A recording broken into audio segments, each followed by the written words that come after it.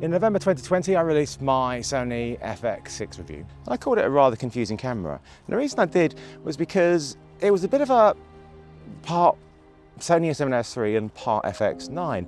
Not necessarily taking the best of them both, but still a very, very good camera. It's just I could see how it could have been better had they been more selective of what they'd taken from each of those cameras. One of the key things that was missing from the FX6 for me was the touch tracking autofocus, which is one of the best things about the Sony a7S III. And also the way that it operated was a little bit clunky and old-fashioned, but you had to look at it for what it actually did rather than looking at it as the a7S III video camera. All the professional video connections, which made it absolutely fantastic camera. Yeah, I'm not going to go through everything that makes the FX6 so good, because I made a 43-ish minute review. So I do recommend watching it if you are interested in this camera, and then watch this and see what they have improved. Because yes, they've improved it. Version 2 firmware has come out almost, well, 14 months since then, and it includes a lot of things which are great. Things which I really wanted, like the touch tracking autofocus, and some other things as well. It hasn't brought in everything that I really would have liked, but it's a hell of a better camera now. And that's what this video is all about. And I'm also going to just go through autofocus with you a bit with it and show you how to get the best from it, because, well, especially with the additional ability that it has, it's a thing that really needs to be mastered. You need to understand what all of the settings do.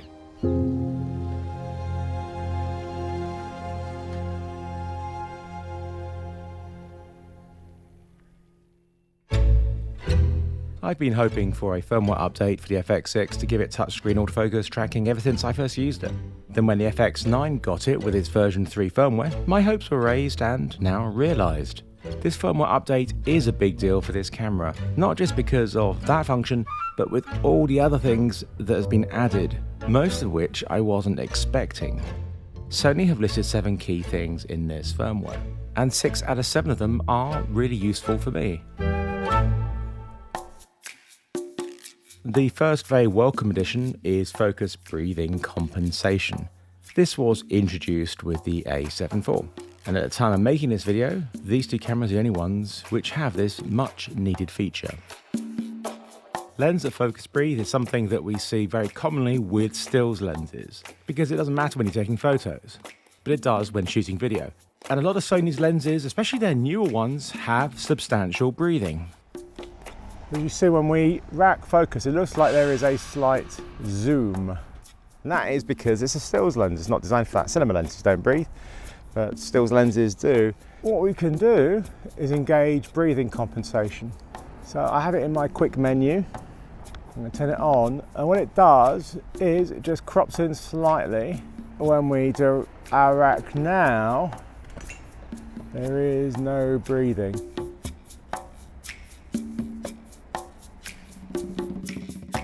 This is the Sony 35mm 1.4 GM, and this does have a lot of focus breathing, but you can't see it right now because, of course, I have the focus breathing set to auto, so it detects if the lens is compatible with the focus breathing feature, and it stops the breathing. So with the focus breathing set to off, we do have a wider field of view because it does crop in for that breathing control, but you'll see that zooming effect as the lens racks. I mean, if you've got somebody who's doing this constantly, then I should just ask them to stop. Not having any movement, any zooming effect on crazy movement like this is very good.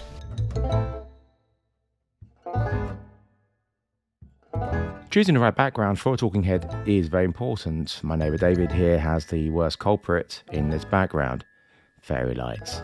Now, whilst bokeh balls are pretty, with a really fast reacting lens like the Sony 35mm GM f1.4, if your subject moves around a bit, it's going to look really ugly, especially with this lens breathing.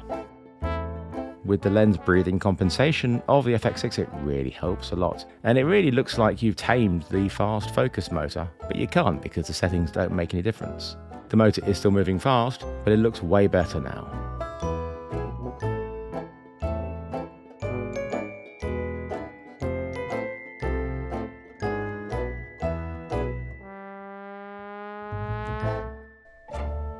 there's little reason to turn this feature off. Focus breathing is ugly. Yes, the image does crop in slightly, only to compensate for that breathing. When you're at minimum focus, the field of view is identical, whether it's turned on or off. The crop increases the more you move the focus to infinity. And that's where it's going to show the biggest crop. How much is probably dependent on the lens, but for the ones that I've tested, it's been about 12%. Not every Sony lens is supported. There is a list on their website, and no third-party lenses are supported either. Whether that will happen, I don't know. There are some lenses that actually have really good breathing control, in particular the 35mm f1.8. This has been my 35mm Sony E-mount lens that I've used because of the minimal amount of breathing, and I still will use it on cameras that don't have this breathing control. But on the FX6, I can use the GM now. Sadly, you cannot use this mode when in S&Q. So if you need 50p or 60p, make sure you just change your frequency to that. But if you need 100 or more frames per second, which you can only get with S&Q mode, then sorry, no, you cannot use it. And the biggest one is you cannot use it when shooting in RAW, simply because RAW needs that whole sensor. It cannot be messed around by constantly cropping. So if you shoot a lot of RAW, you're going to need to get the right lenses or just put up with the breathing.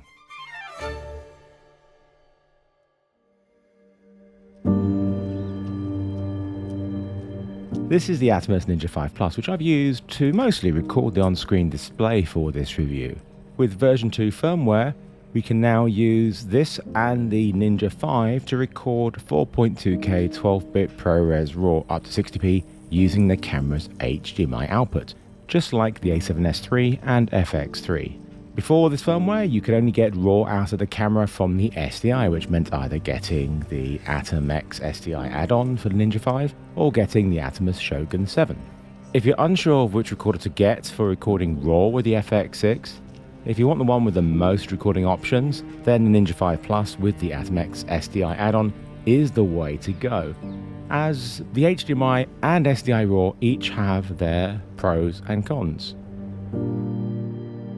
I need to do a little explainer about the sensor and how the different modes use the pixels, so when we get to the RAW parts it makes more sense. The 12.1 megapixel sensor in the FX6 is the same as the one in the A7S III and FX3. The key difference is only the center 16:9 portion of it is used, as there is no photo mode in this camera. That's why Sony lists it as 10.2 megapixels. Unlike the A7S III and FX3, the FX6 can record in both UHD 4K and DCI 4K. Most cameras that have a DCI mode, including the FX9, use the full width of the sensor for this mode and then crop on the left and right to get the UHD aspect ratio. Unusually, the FX6 uses the full width of the sensor for the UHD 4K, but it's not sampling the sensor one-to-one, as the pixels of the sensor are 4240 by 2385. The camera downsamples this to 3840 by 2160 UHD 4K. So there's less pixels, but it's the same field of view. There is no crop. When we switch to DCI 4K, the image is cropped though. That's because it doesn't use oversampling of the whole sensor, it does one-to-one. So it takes a 4096 by 2160 portion of that full resolution. So even though the UHD 4K has less resolution than the DCI 4K, the oversampling of the image means it has a wider field of view. This changes though when you switch to the S&Q mode for 100 and 120 frames per second in 4K. And these two higher frame rates are only available in UHD 4K. The DCI 4K only goes up to 60p. When recording in these frame rates, the sensor is now being sampled one-to-one, which is why there is now a 10% crop. When you set the camera to record RAW via SDI, the camera stops oversampling and switches to one-to-one sampling, not just for the RAW recording, but for the internal backup recordings too. If you're using the Atomos Shogun 7 or the Ninja 5 with the Atom X SDI add-on, you can record up to 4K 60 frames per second or 60p ProRes RAW. If you have the Ninja 5 Plus, you can record RAW up to 120 frames per second when using the S&Q mode. SDI RAW supports DCI 4K, but like the internal recording, can only go up to 60p or 60 frames per second in S&Q mode. When you switch to DCI 4K when in SDI RAW mode, you now actually do get to see more of the image on the left and right compared to the UHD 4K, because both of the modes are sampling 1:1.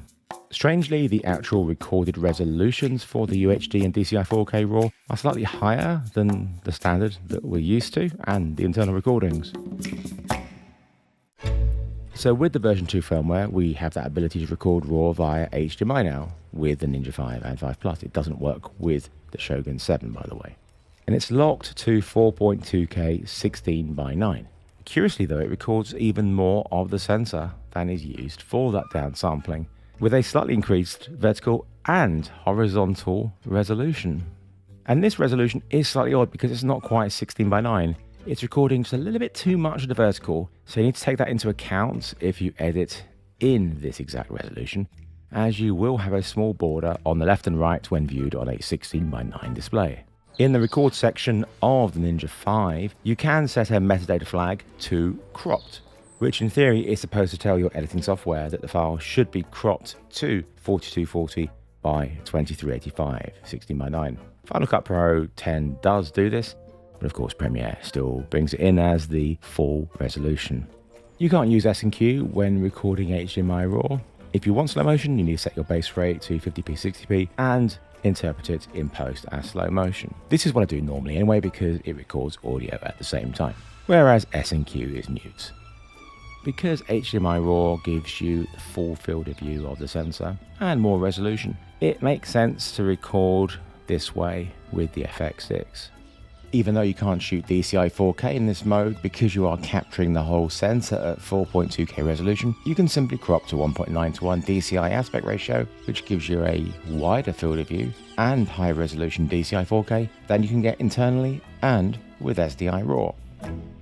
The biggest reason to use SDI RAW, other than the more secure connection, is if you have the Ninja 5 Plus, so you can record up to 120 frames per second 4K RAW. And SDI RAW does also have the benefit of being able to use S&Q recording, which is a big plus to many. I found myself having both the HDMI and SDI connected to my Ninja 5 Plus and switching between them. Anyway, I think that's enough numbers.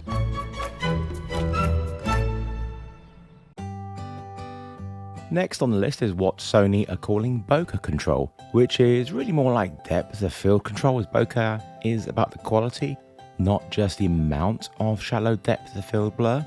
In my Sony FX9 review, I demonstrated how to do a shallow depth of field pull by engaging the auto mode of the variable ND, so you could use its 5 stops in combination with a smooth aperture to change the amount of shallow depth of field. So starting with the lens wide open, and as I close down by 5 stops, the variable ND decreases to compensate. This is a very cool effect and could be used a bit like a variation of the classic dolly zoom for drawing attention to your subject in the frame.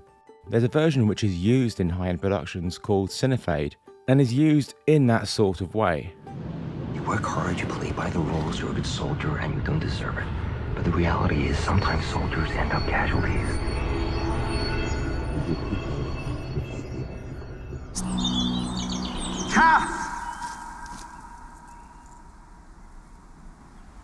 With version 2 firmware, it's actually an option in the menu. What this does is use the gain in combination with the ND, and it's not using auto exposure. So with auto exposure, the system that I use for just the variable ND, it can change if the light changes, but here it's not going to change the actual exposure at all if the light changes. It's just going to be the actual depth of field. So you've actually only got 5 stops of variable ND on here, and we've got just over 7 stops on the iris. So I put it to the maximum of the ND, wide open at 1.8. And what's going to happen is it's going to drop the ND as much as it can. It won't go to clear because there is a jump when it goes from the first part of the ND to clear. So we can't use that. So it's going to drop down to the 2 stops, and then it's going to add ISO or gain, whatever you have it set to compensate for me continuing to close down the iris. And you'll see, there you go, all the way. Oh, I think Might get my hand out there. It's f22 and it's at 4000 ISO. And we'll go back again.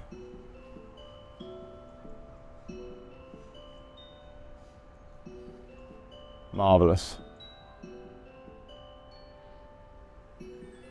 It's a pretty neat system. The key thing is just do your calculations, put as much ND in as you can, so add as least amount of ISO as possible. The way that Sony are selling this is not necessarily something to use as a shot, but more for between shots, so you can quickly adjust your depth of field whilst the camera adjusts the amount of ND and ISO if needed to compensate. I'm not sure if I would use it in this way, because one of the huge benefits of the variable ND is just how easy it is to adjust your exposure manually. So if you're going to use this mode as Sony intended, do your calculations and don't let it add more than 2 stops of ISO. If it needs to, then don't use such an extreme range on your iris. And as I've already said, make sure your largest aperture uses as much of the ND as you can to avoid the ISO being engaged. If the light is constantly changing, I would be very wary of using it, because you need to set your exposure first, then engage bokeh control. And then if you need to change your exposure, you have to come out of it. Otherwise, your exposure controls won't have any effect, as they lock down and link to each other in this mode. But the quickest way I found to come out of it is to simply set your variable ND to clear and turn it off. One last thing, this is only available in custom mode. If you're shooting in Cine EI mode, this of course won't work because you can only shoot in 800 and 12,800 there.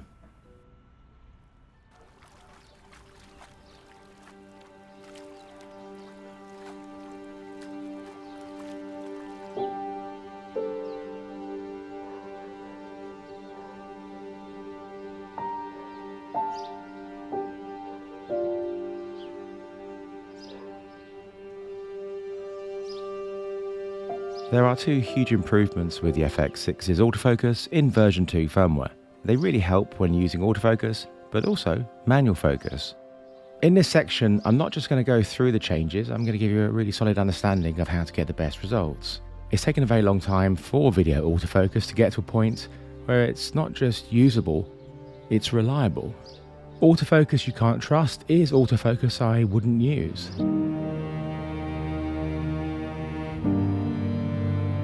During the making of my epic 2-hour-long FX9 review, I became rather obsessed with their video autofocus system.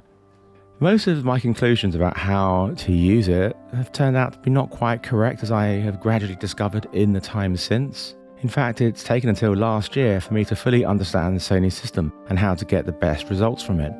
I'm making a couple of videos for Sony Alpha Universe about how to get the best autofocus performance from the Sony Alpha cameras. And it was during this that I discovered lots of new things. These will be out in the next couple of months. You can't just turn it on and it's going to magically work for everything. It's not possible. It'll work for certain things, but it won't work for everything. You need to fully understand what the settings do and be in control of them. That's why it's important to get your camera set up correctly. In my user menu, you can see I have focus in there and the settings which are essential. Having them in the user menu is fine, but it's often not quick enough.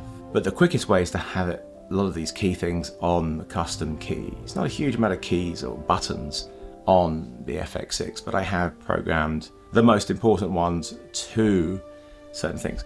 On custom button 3, it cycles between the subject shift sensitivity and speed. The next one of 2, I have it set to autofocus face, switching between the different modes, the priority, the face only, and not tracking any face at all. On the top, button 7, I have the focus area. There it is. Change your focus area, leaving it on wide. For now, if you have a lens with a switch for off and on, leave it on. Control it from the camera body because it is essential for certain things I'm going to go through.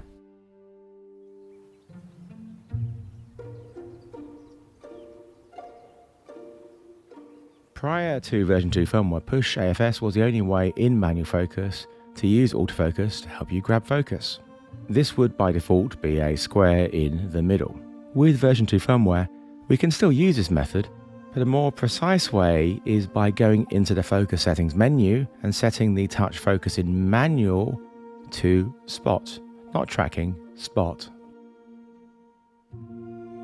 Now if you touch the LCD screen, a crosshair comes up and autofocus will engage briefly to change your focus to that point before switching back to manual focus.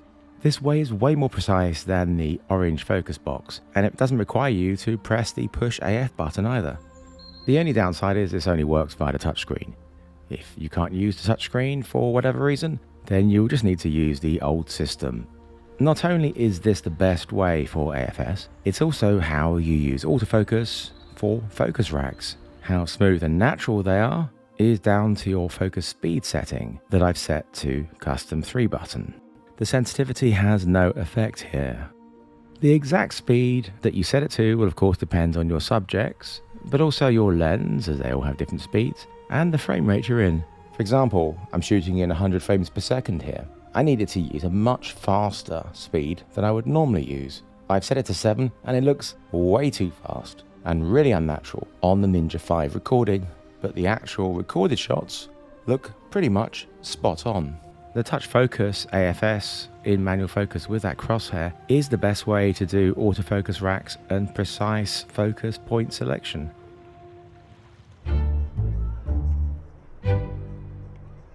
Touch tracking does what it says on the tin. By touching your chosen subject, it will engage tracking mode, and a small square will pop up showing that. In this sort of situation, I'm generally going to be using face priority.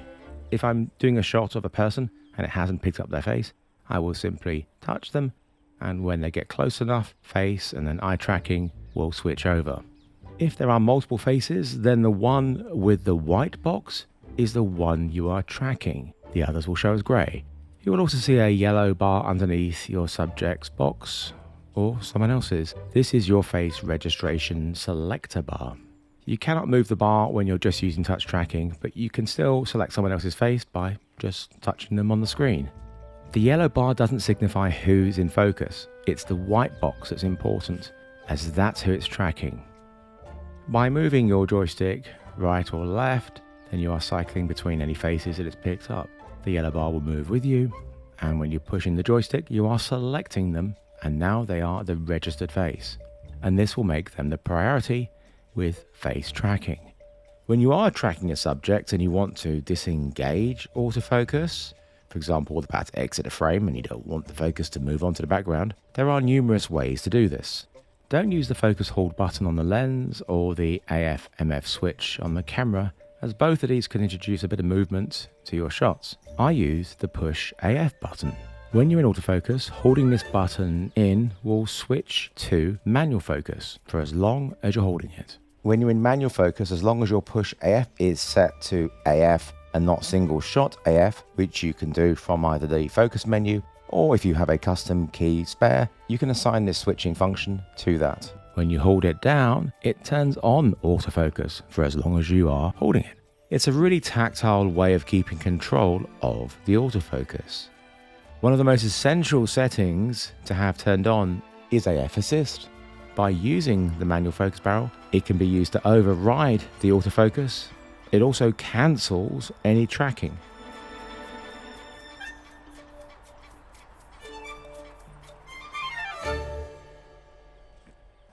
The speed and sensitivity settings don't make any difference when you have a tracking lock on your subject, as the autofocus will do whatever is needed to keep them in focus. They really do matter though when your subject gets obscured, because the tracking could lose them.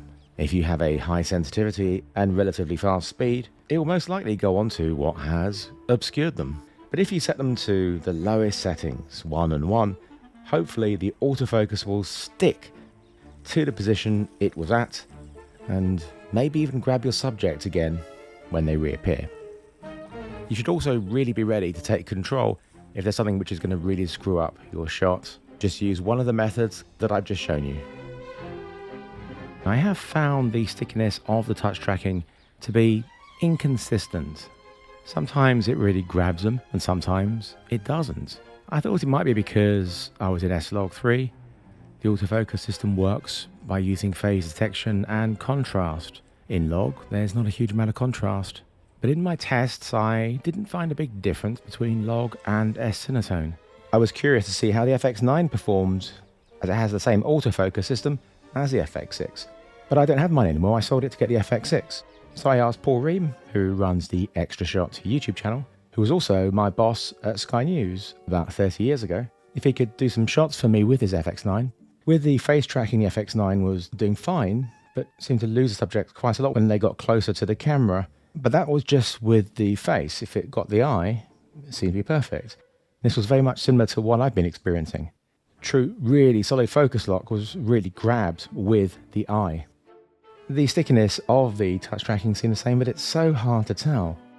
To really compare something like this, you really should have the cameras side by side with the same lenses, the same lighting and identical settings. So really just inconclusive. But thanks very much, Paul.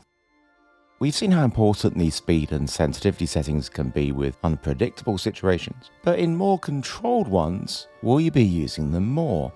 If you're just doing a talking head, not really, you're barely going to be using them at all because they are pretty much irrelevant when it comes to a talking head. So at 1 speed and 1 sensitivity.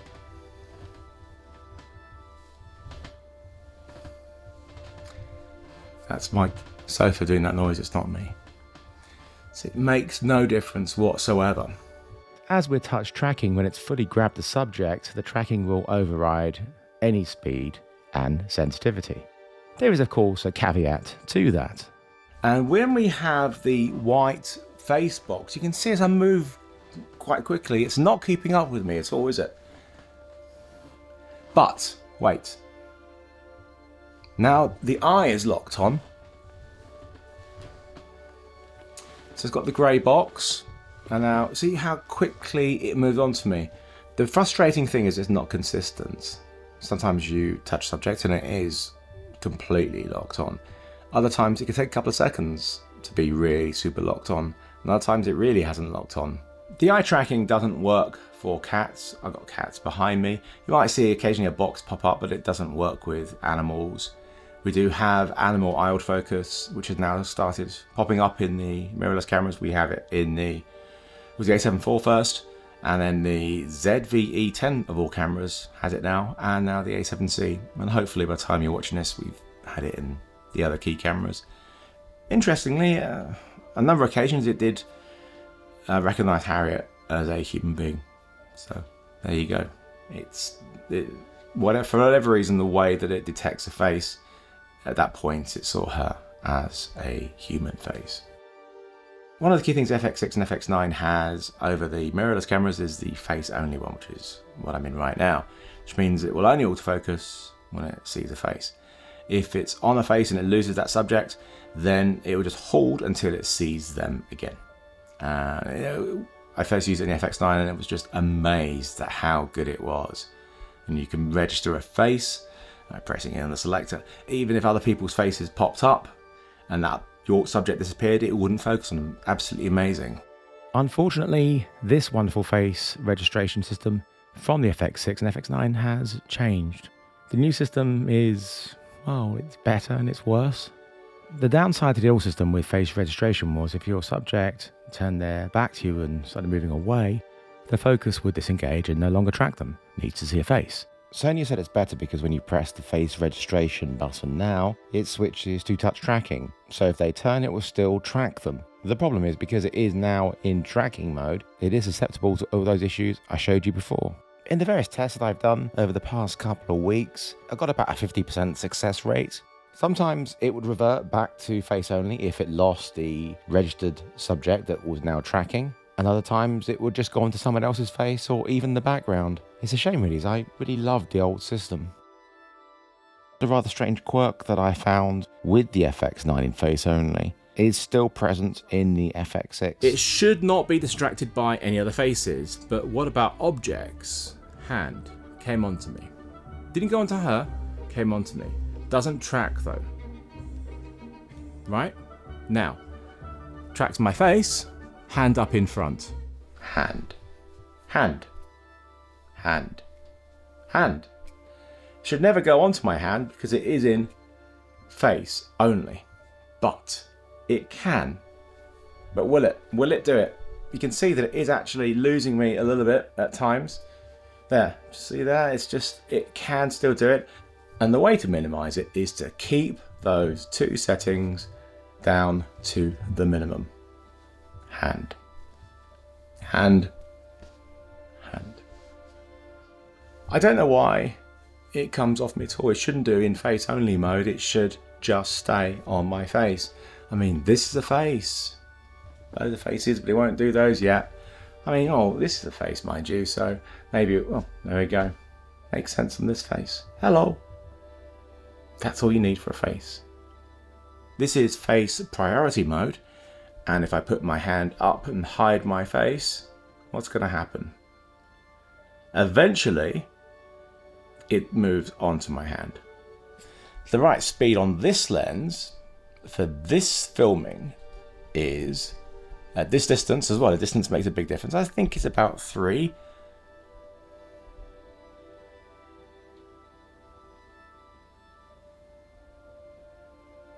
One interesting thing, very interesting, a very cool thing that I found was touch tracking works in clear image zoom. The previous firmware, as soon as you go into clear image zoom, it disables any tracking. And it's the same with the mirrorless cameras. Here though, you can zoom and we still have eye tracking and touch tracking too. So that is really nice to have that working on clear image zoom. This is just plain old vanilla autofocus, no touch tracking here, but with my speed at 7 and sensitivity at 5, I filmed these seagulls in 240 frames per second 1080p, and it worked pretty well. Just talking about this frame rate, I don't use it that much. The image isn't great, as it does throw away a lot of information. The pixels that are actually used in that full HD recording are just 1420 by 802. So it's rather soft and can get moire and aliasing pretty easily. It's best to keep on shallow depth of field shots and avoid wide detailed shots. That's why I use Topaz Video Enhance AI to not just upscale my shots to 4K, but it really does a great job at filling in missing information, reducing moire and aliasing, and pulling out detail. It's a bit slow to process, but definitely worth it. Hopefully you found this autofocus section useful. This, I'm hoping, will give you better results when using it, and a lot of it is applicable to the mirrorless cameras, most of it, and show you just how important it is to be in full control of your autofocus to get those great results. It's a fantastic tool. It's not for everything. Manual focus I use all the time, and especially the ability to have spot focus when you're in manual focus mode. The autofocus engages and grabs it. That is wonderful. But yeah, manual autofocus. Just remember that phrase, because that is what you need to be doing with these cameras. Testing out a camera and even just new firmware like this takes time to do it properly, especially if there is a lot to cover, or if something like the autofocus has inconsistencies that require repeat testing. I've definitely got more obsessive over the past 2 or 3 years in making my videos the very best they can be with the most accurate analysis possible, regardless of how long it takes me. Last year in particular, I spent a ridiculous amount of time making each review. The Ronin 4D and the 2 Mavic 3 reviews took months of work. Even my review of a smart water bowl on my One Man 5 Cats cat channel took more than 3 weeks to make. I am sure there is a middle ground, and I know there's a middle ground, between superficial reviews. This new firmware is awesome. And Heaven's Gate's obsessive epics. I'm losing it. I can't do it anymore. I'm going into bloody manual focus mode. There is a lot to cover in this video, but I need to stop getting obsessed about the autofocus quirks, or version 3 firmware will probably come out before I would ever finish this review. With that in mind, I knew I needed help, and it came from an absolutely essential course on Skillshare, the sponsor of this video, by some unknown YouTuber called Marques Brownlee, otherwise known as MKBHD. I know he has a team helping him these days instead of it just being all done by one person, as it is for me, but his no-nonsense breakdown of his process for making his very high quality and in-depth videos was really useful. Whilst my style cannot adhere to the exact way he makes his videos, there are some really important lessons and points that he makes in there. You can always find something to make better. You can go to sleep, wake up the next day, come back and find 10 new things to change. But in this world of YouTube where you're constantly working on new things, done and uploaded is better than 99% and still working on it. So you kind of have to live with uploading a pretty dang good thing that's just about done versus trying to make the greatest thing ever seen by mankind. That's what I love about Skillshare. With the thousands of courses that they have, they're always a great resource for helping me to figure things out. Not just in regards to what I do, but on all sorts of different topics that I sometimes need help with. Of course, me being me, I've come out again just to do a few last autofocus tests because I'm pretty certain my findings are correct, but the inconsistencies really bug me, and there must be a way for me to be absolutely certain. Yeah, it keeps on, taking up more time, means the video is delayed, but I think it's worth it. Hey, you're doing it again. Time to move on, Philip. You've talked about this one enough. Gotta get the video out. Yeah, all right, yeah, you're right, okay. I'll move on to something else. I won't do any more autofocus tests. The first 1,000 people to sign up using the link below can get a 1-month trial of Skillshare. After that, it's about $10 a month. Before I get on to the last big feature, there are some smaller ones which have been added. Probably the most useful for me is being able to see all 4 audio channels on the LCD screen and having the multi-function dial on the hand grip now. The new firmware is great, but there's always things which can still be improved. Instead of going through them all, I'm just going to leave them on the screen here briefly, so if you want to take a look at them, you can always just pause the video. The final one is a really handy feature that I didn't think would be possible with the FX6, and that's picture cache recording. So it's constantly rolling, and when you press record, it will record what it's had in that memory onto your card, as well as everything that happens after that. This is really useful for filming anything that's unpredictable, like wildlife. Also, if you're the sort of person who sometimes forgets to press record, it can happen. Then as long as you have it set to max, anything that's happened in the previous 31 seconds, you won't have missed. 31 seconds is pretty impressive, as that's roughly 1.2 gigabytes in XAVCI. So I just gotta wait for the train. I'm recording on the Atmos so you can see that I'm not cheating, and I'm gonna wait for it to actually go over the bridge and then not being shot anymore, and then hit record and see if I've got it. As long as it doesn't take more than 30 seconds to go through the shot, I'll be good. So here comes the train. So imagine I've just gone for a quick wee and the thing I'm waiting for goes along.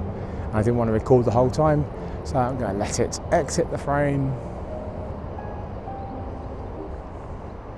That'll do, and press record. So it's saved the previous 31 seconds and everything from this point onwards. Of course, I don't actually need anything from this point onwards, but just imagine that's how long it took me to get to the camera. So let's have a look back.